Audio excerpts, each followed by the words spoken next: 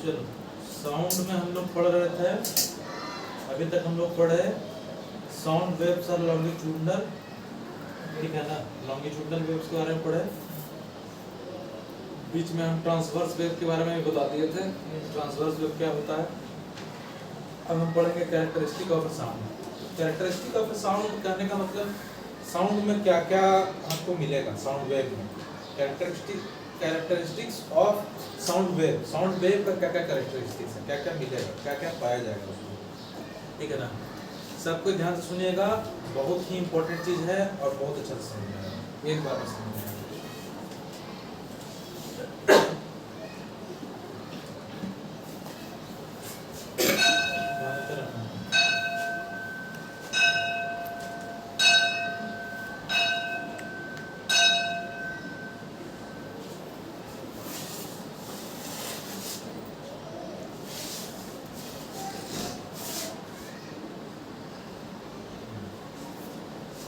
देखो characteristic of sound wave, sound wave में क्या क्या चीज पाया जाता है वो हम दिखाएंगे, ठीक है ना।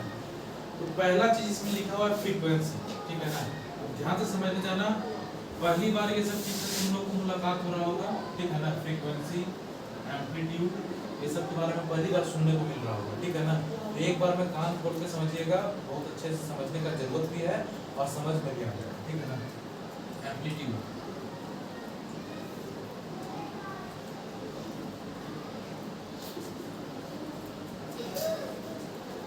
स्पीड, स्पीड तो सबको जानते हैं, लेकिन अब तुम लोग को एक चीज बताएंगे,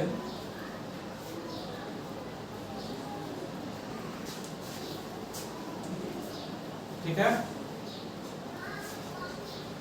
तो अब देखेंगे फ्रीक्वेंसी, फ्रीक्वेंसी क्या होता है, बहुत बेसिक टर्म में एग्जांपल के साथ समझाएंगे और बहुत जगह काम आएगा फ्रीक्वेंसी, हर जगह फ्रीक्वेंसी का काम है।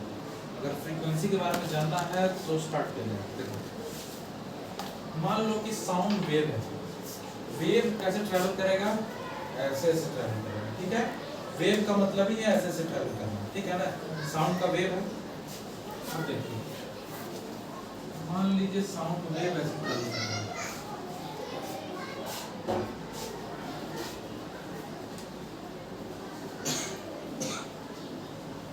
बहुत आपको काम आने वाला है ग्राफ, समझ गया ना। ये जो ग्राफ बन रहा है ये जिंदगी में हमेशा काम आएगा, समझ गया ना। साइन थीटा का भी ऐसा ही ग्राफ होता है, ठीक है ना। मैथ्स में तुम लोग को ट्रिग्नोमेट्री भी पढ़ना है क्या? नहीं है, उस समय बताएंगे, ठीक है ना। साइन थीटा का ग्राफ ऐसा होता है। अब देखो फ्रीक्वेंसी कहने का मतलब क्या होगा, फ्रीक्वेंसी ग्राफ से हम तुमको बताते हैं, सर प्रैक्टिकल लेवल में बताएंगे। ये यहाँ पे साउंड वेव ट्रैवल कर रहा है, ये इसका पीक हो गया, पीक या फिर इसको बोलते हैं समिट। एक बात पीक, पीक मतलब पहाड़ का पीक क्या होता है, पीक मतलब सबसे ऊंचा पॉइंट, समझ गया ना, उसको पीक कहते हैं। तो ये पीक जिसको समिट भी बोलते हैं, ठीक है ना। और ये यहाँ पर होगा, इसको बोलेंगे हम लोग वैली, ठीक है ना, सबसे नीचे वाला पॉइंट, या डाउनवर्ड पॉइंट भी बोल सकते हैं।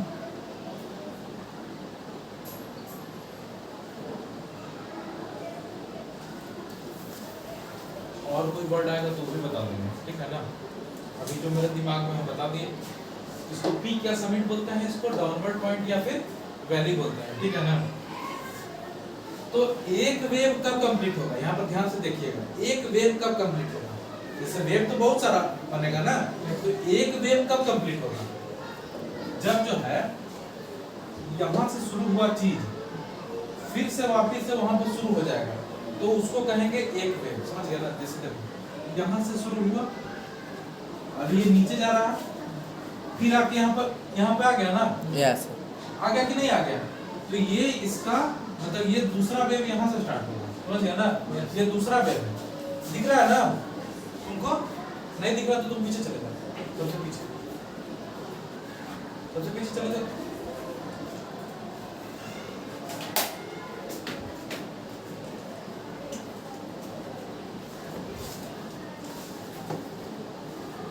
अब देखो यहाँ से वेव स्टार्ट हुआ, एक वेव कंप्लीट होने में यहाँ पर जाकर के वेव कंप्लीट होगा, ठीक है ना। उसके बाद दूसरा वेव यहाँ से स्टार्ट हो गया, ठीक है, ये हमारा दूसरा वेव। इसी तरह से इनफाइनाइट वेव चलता रहेगा। समझ में आ रही है बात? किसी को कोई दिक्कत है? एक स्टार्टिंग पॉइंट से दूसरे स्टार्टिंग पॉइंट पे जाने में ये टाइम लगेगा, ठीक है ना। तो हम फ्रीक्वेंसी को कैसे इसमें दर्शाएंगे? फ्रीक्वेंसी किसको बोल सकते हैं?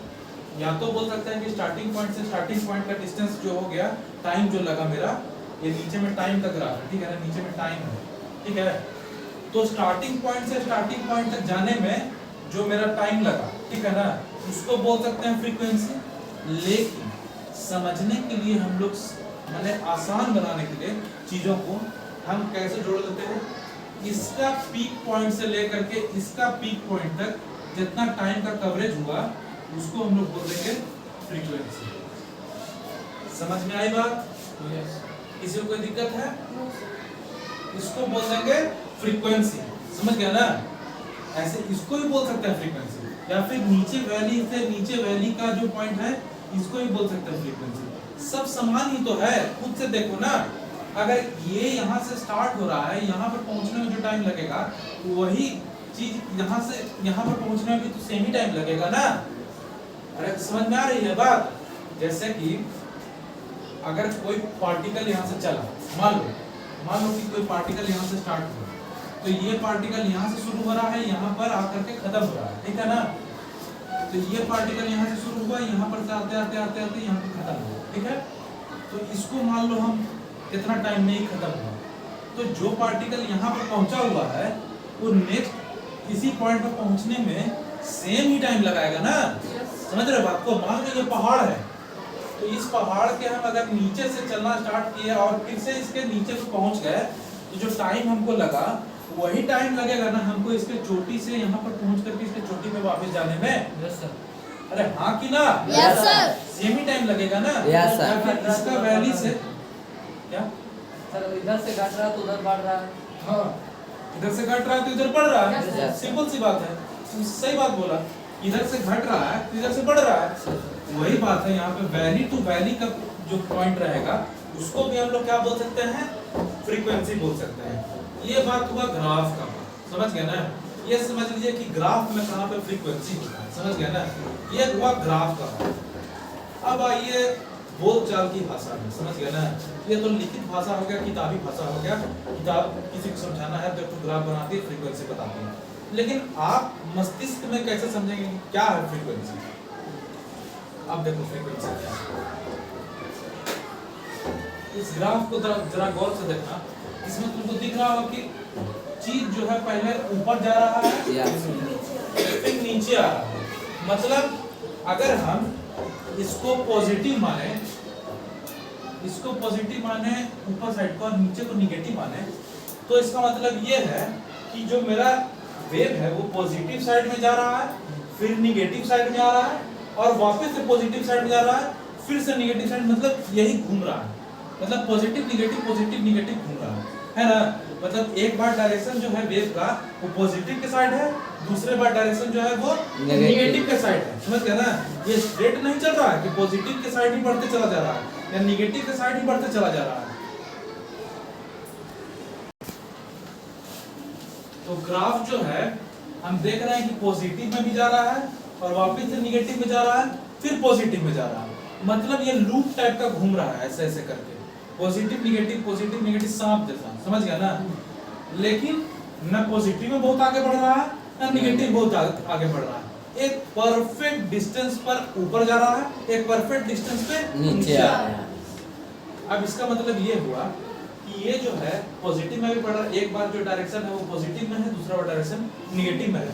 मतलब उल्टा उल्टा चल रहा है। समझ में आ रही है बात? उल्टा कभी इसका डायरेक्शन हम लोग नहीं बता सकते हैं, समझ गए ना। इसका मतलब ये हुआ कि कभी जो है ये पॉजिटिव की ओर बढ़ रहा है, कभी जो है ये निगेटिव की ओर बढ़ रहा है। मतलब डायरेक्शन ही हमेशा रेगुलरली चेंज कर रहा है। क्या हो रहा है? रेगुलरली चेंज कर रहा है। समझ गया ना। तो फ्रीक्वेंसी को दर्शाने का यह तरीका है, ठीक है। अब आप जानिए, सिंपल भाषा बताते हैं, समझ गए ना। एक बार में एग्जांपल में याद रखिएगा।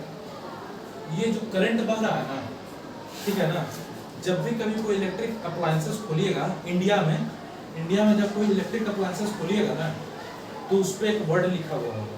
जैसे पंखा खोलिएगा तो उस पर एक वर्ड लिखा हुआ होगा, फ्रीक्वेंसी एफ बना करके ऐसे लिखा होगा 50 हर्ट्ज, 50 HZ ऐसे लिखा हुआ होगा, 50 HZ, समझे ना, ऐसा लिखा हुआ होगा। इसका मतलब जानते हो क्या होता है कि उसका फ्रीक्वेंसी जो है, मतलब ये जो लाइट सप्लाई हो रही है इंडिया में, इसका फ्रीक्वेंसी क्या है 50 हर्ट्ज। फ्रीक्वेंसी मतलब ये 50 बार एक सेकंड में 50 बार इसका डायरेक्शन चेंज होता है, समझे ना। ये वैसा लाइट नहीं है, समझ गया ना, जो बैटरी से निकलता है। आपको बोले थे ना AC and DC both are different things. जो बैटरी है, बैटरी से जो करंट निकलता है वो होता है डीसी करंट। वो यहाँ से स्टार्ट हुआ तो ऐसे घूमते घूमते एक डायरेक्शन में घूम करके अपना पंखा चलाएगा, ठीक है ना। लेकिन एसी जो होता है अल्टरनेटिंग करंट नाम होता है उसका, और डीसी का नाम होता है डायरेक्ट करंट, ठीक है ना। इस साउंड से हम सीधे आकर इलेक्ट्रिसिटी में घुस गए हैं, लेकिन बस समझाने के लिए फ्रीक्वेंसी होता क्या है, समझ गए ना। अब देखिए, तो जो 50 हर्ट्ज जो होता है गवर्नमेंट के द्वारा ये सप्लाई किया जाता है। अमेरिका में क्या होता है 60 हर्ट्ज होता है, समझ गया ना। और 220 वोल्ट पे यहाँ पे सप्लाई होता है ना, वहाँ पे 230 या 240 वोल्ट पे सप्लाई होता है, समझ गए।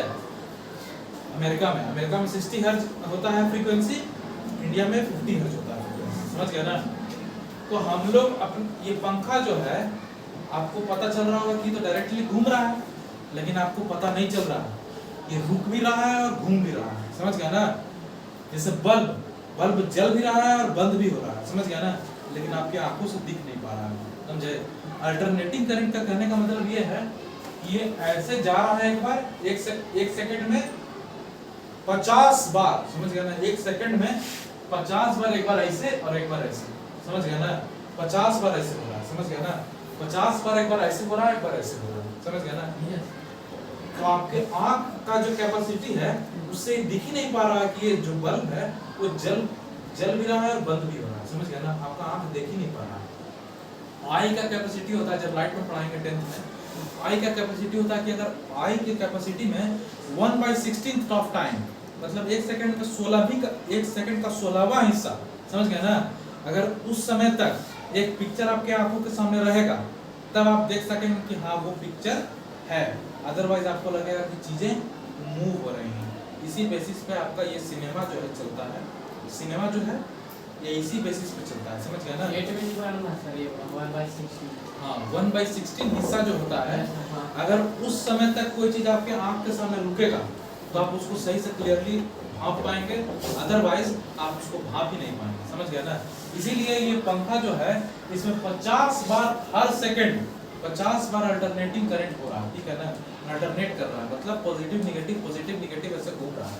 कभी करंट का डायरेक्शन इधर है, कभी करंट का डायरेक्शन इधर है, कभी डायरेक्शन इधर है, कभी डायरेक्शन इधर है। इसी को बोलते हैं फ्रीक्वेंसी। समझ आ गई बात एग्जांपल से कि मतलब फ्लक्चुएट करना अपोजिट डायरेक्शन में कितना तेजी से हो सकता है, समझ गया ना। उसको बोलते हैं फ्रीक्वेंसी, समझ गया ना। कितना तेज हो रहा है, समझ गया ना, उसको बोलते हैं फ्रीक्वेंसी। कोई भी चीज कितना फ्रीक्वेंटली, जैसे हम बोले कि ये इंग्लिश का वर्ड है, इंग्लिश से भी समझ सकते हैं। How frequently I am coming into your class, मतलब कितना जल्दी आ रहे हैं आपके क्लास में, समझ गया ना। वही होता है फ्रीक्वेंसी। कितना जल्दी ये है ना, ये चेंज हो रहा है ऊपर नीचे कितना जल्दी चेंज हो रहा है, समझ गया ना। इसको फ्रीक्वेंसी से बताते हैं। How frequently I am coming to your class, जैसे दिन में हम आए 10 बार तुम्हारे क्लास में, तो 10 टाइम्स इज योर फ्रीक्वेंसी, ठीक है ना। ये हो गया, समझ में आ गया। फ्रीक्वेंटली इंग्लिश वर्ड है, तो आप पीछे समझिए कि फ्रीक्वेंसी जो है कितनी बार चेंज हो रहा है, उसको फ्रीक्वेंसी से दर्शाते हैं। आप समझ में आया? यस।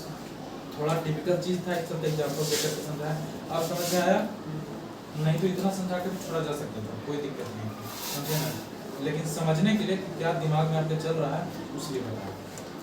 अब एम्पलीट्यूड देखो, इसी का आपसे बताते हैं एम्पलीट्यूड क्या होता है उसका फिर बताएंगे। क्या तुम्हारा मतलब एम्पलीट्यूड का काम है, किसको तुम बोल सकते हो कि एम्पलीट्यूड क्या है, समझ गए। अब देखो ये ग्राफ है, इस ग्राफ का जो पीक का डिस्टेंस है यहां से बेस लाइन से, समझ गया ना।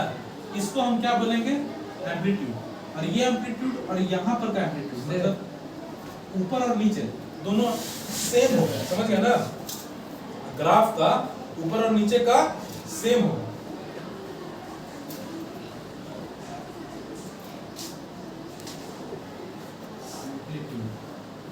तो ग्राफ में पता चल गया कि एम्पलीट्यूड किसको बोलते हैं। और ये जो डिस्टेंस है ग्राफ में पीक का मतलब पीक का और बेस लाइन का और वैली का और बेस लाइन का, उसको हम लोग बोलेंगे एम्पलीट्यूड। ठीक है, यहाँ ग्राफ से समझ में आया किसी को? दिक्कत है? आप समझिए प्रैक्टिकल लैंग्वेज में कि एम्पलीट्यूड बोलते हैं किसको। ठीक है, एम्पलीफायर नाम सुने हो? जो रखा हुआ है इसको एम्पलीफायर बोलते हैं, समझे? ये जो रखा हुआ है इसको एम्पलीफायर बोलते हैं। इसका काम क्या होता है?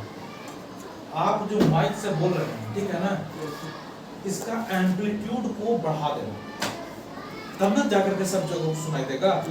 इसका मतलब कि वॉइस का रीचेबिलिटी, मतलब वॉइस कितना जोर से है तब तो ज्यादा दूर तक पहुंचेगा और लोगों को सुनाई देगा, उसको कहते हैं एम्पलीट्यूड। आप कितना जोर से बोल पा रहे हैं, हाई पिच साउंड।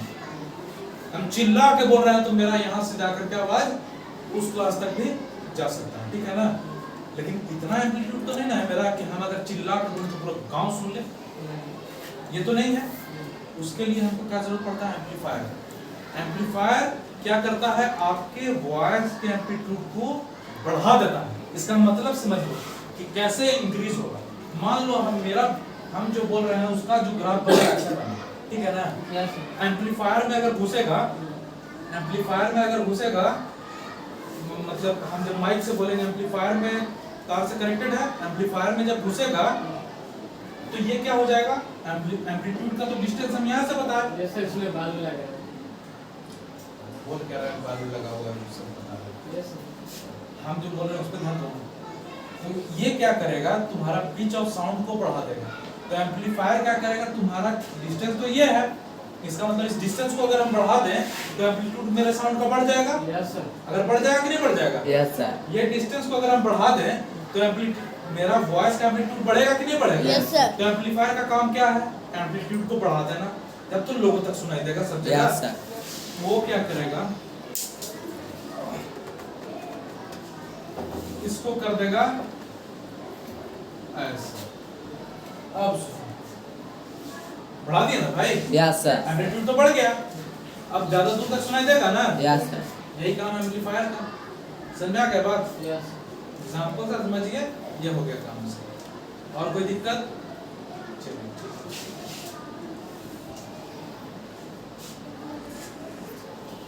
अब देखिए, थोड़ा सा यहाँ पे बाय मिस्टेक गलत हो गया यहाँ पे, ठीक है ना? मिस्टेक करके हम बताना कुछ और चाह रहे थे और बता कुछ और दिया। दो कंसेक्यूटिव पीक का डिस्टेंस, ठीक है ना? दो कंसेक्यूटिव पीक जो होता है उसका डिस्टेंस जो होता है टाइम में, यहाँ पे जो डिस्टेंस होगा ना उसको हम लोग क्या बोलेंगे? वेवलेंथ बोलेंगे, ठीक है ना? इसको हम लोग लैम्डा से डिनोट करते हैं, ठीक है ना? तो क्या बोलेंगे? वेवलेंथ।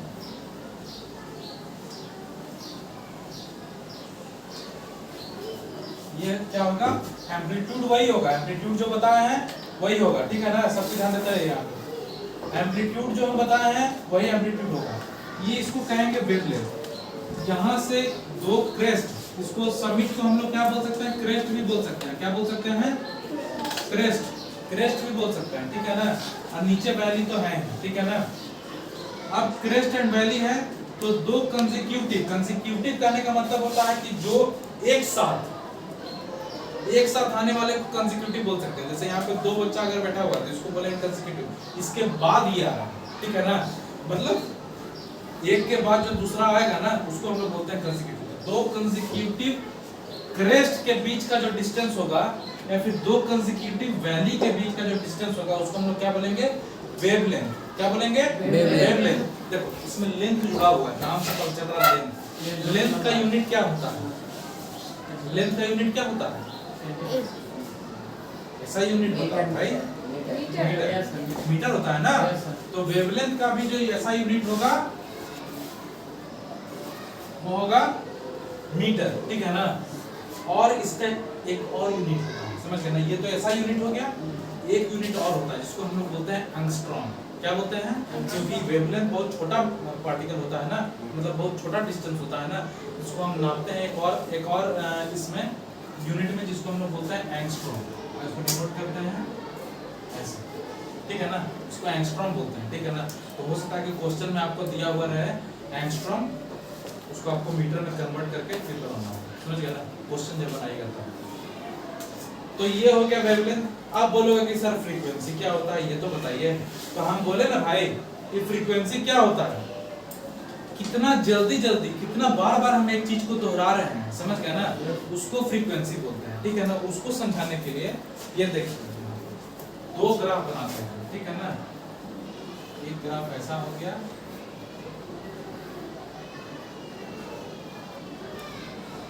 ग्राफ से ही समझना है, एग्जाम में भी बनाना होगा तो ग्राफ जरूर बनाइएगा, ठीक है ना। और एक ग्राफ ये हो गया,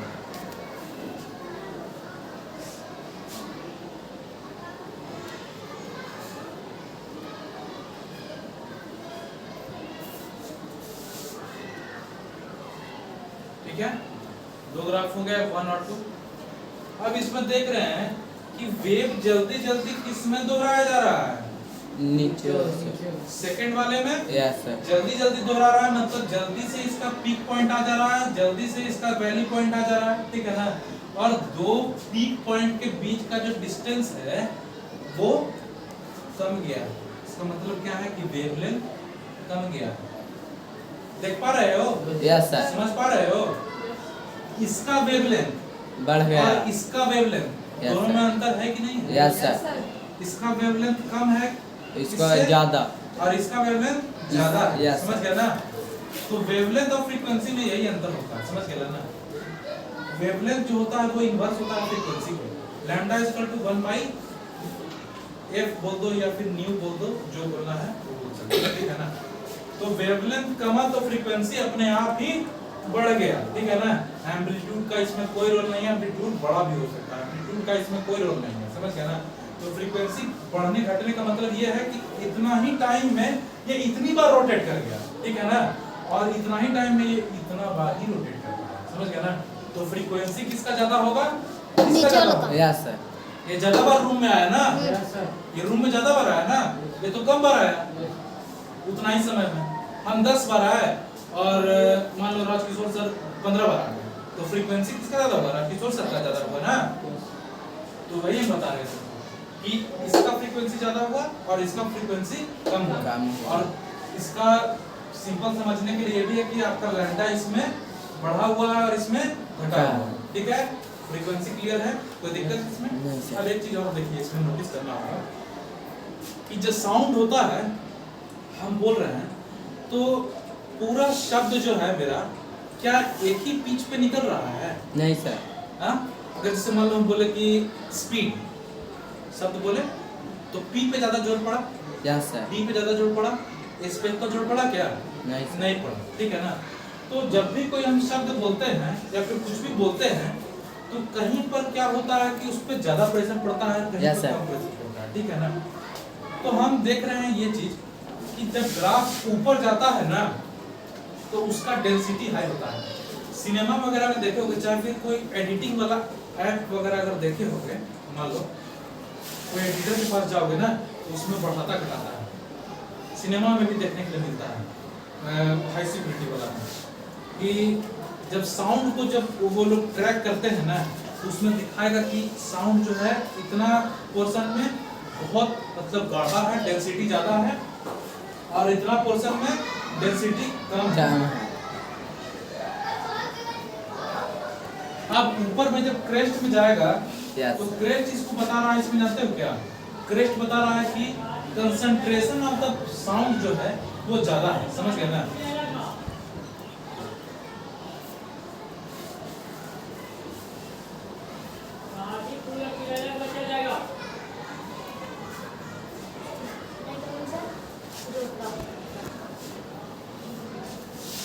टाइम का मैं समझाने में टाइम लगेगा।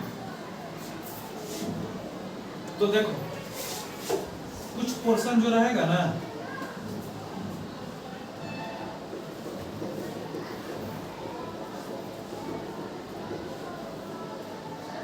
वो हाई डेंसिटी पोर्शन रहेगा, कुछ पोर्शन जो रहेगा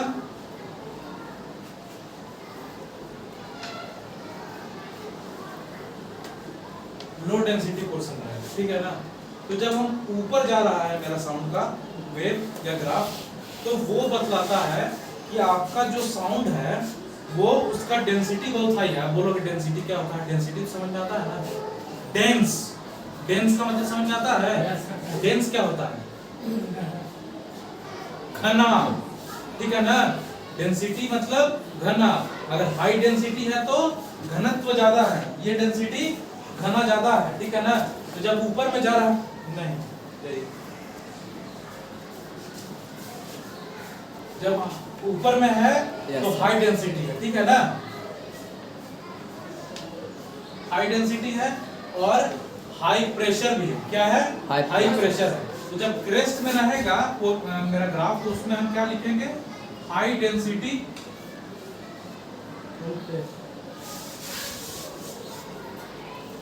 और high pressure.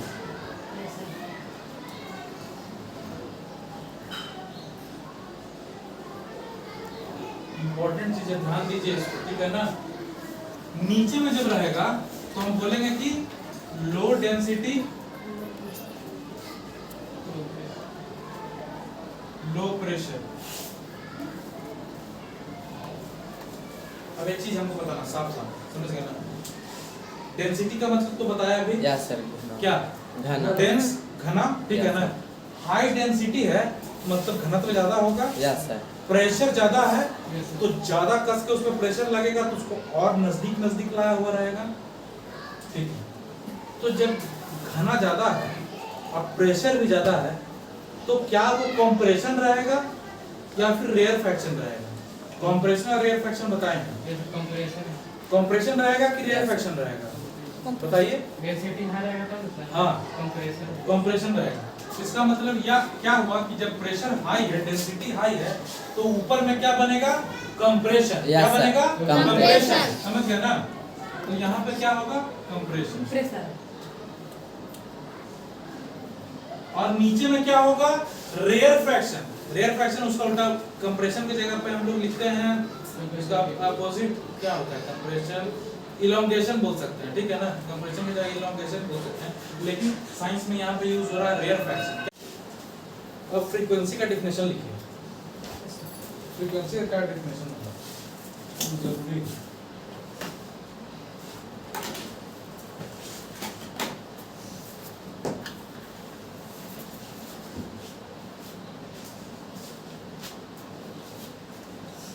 Maximum to minimum होता है, अभी लिखना नहीं है। मैक्सिमम टू मिनिमम होता है, इसको एक ऑसिलेशन बोलते हैं। ये मैक्सिमम टू मिनिमम हुआ है ना, यस सर। तो इसको एक ऑसिलेशन बोलते हैं, ठीक है ना। तो एक इसी को एक वन कंप्लीट ऑसिलेशन बोलते हैं। तो अगर हम ये काउंट कर सके कि कितना क्रेस्ट हुआ है, कितना ये वैली बना है, तो उसके हिसाब से हम लोग ये काउंट कर सकें अगर, तो उसको हम लोग बोल सकेंगे कि मतलब हम बता सकेंगे कि कितने टाइम पीरियड में कितना हुआ है, तो उसको हम फ्रीक्वेंसी बोल सकेंगे एक गिवन टाइम पीरियड में। तो हम लोग लिखेंगे अब ये उसका डेफिनेशन में कि the number of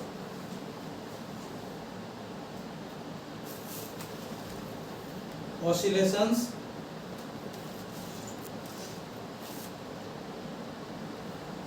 per unit time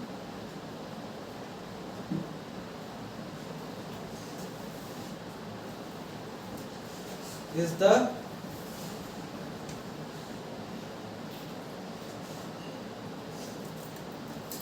frequency of sound wave.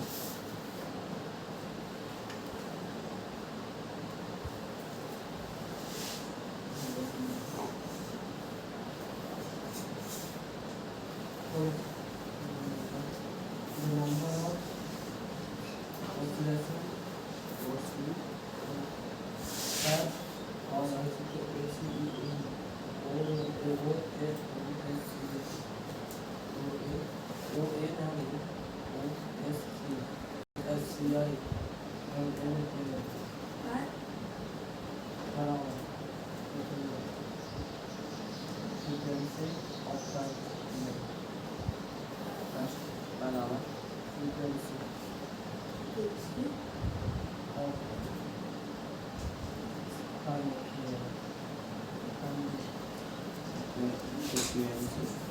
आगे it is represented by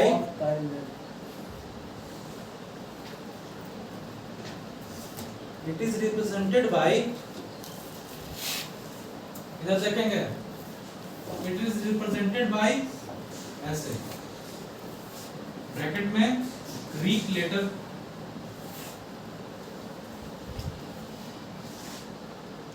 new, इसको क्या बोलते हैं? न्यू बोलते हैं, वी को टेढ़ा करके इसको क्या बोलेंगे? न्यू। ठीक है ना?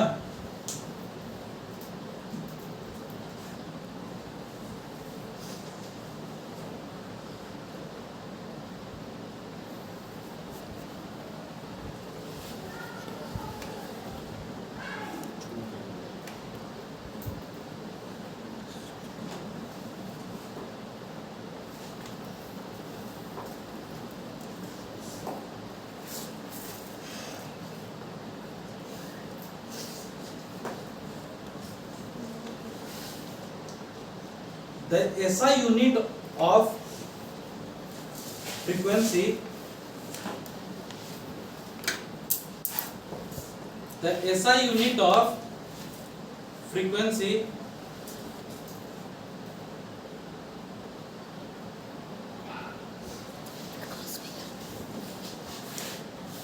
is hertz.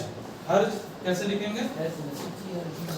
HZ ऐसे होता है और पूरा स्पेलिंग होता है हर्ट्ज का, ये HERTZ, साइंटिस्ट का नाम है। ठीक है,